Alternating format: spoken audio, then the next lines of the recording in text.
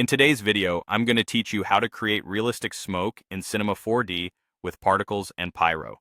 We'll build the effect using a particle emitter as the source, then bring it to life with a pyro volume material or the built-in pyro simulation tools.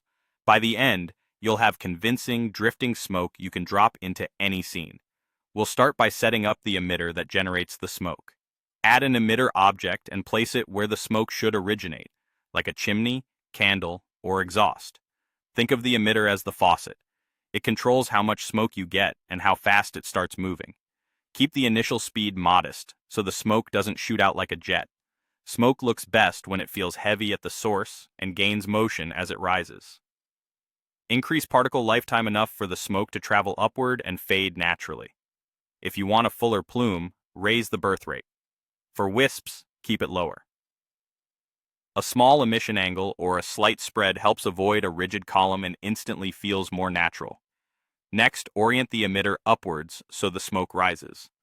Rotate it to face world up, then check your viewport to confirm particles are moving vertically. If your scene scale is large, push the emitter's strength a touch.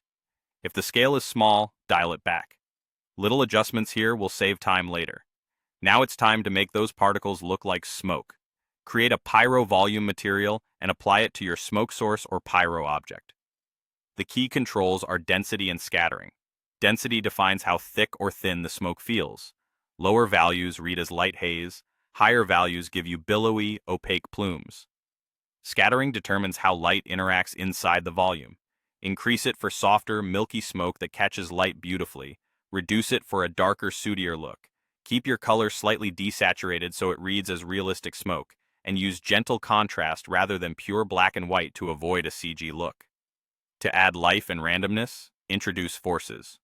A turbulence force with a medium scale breaks up the shape into rolling eddies.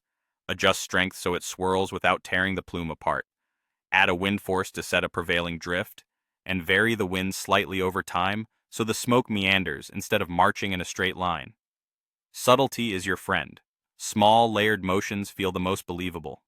As you iterate, play short previews to judge motion and thickness, then fine-tune density, scattering, and force strength until the smoke blends naturally with your lighting and scene.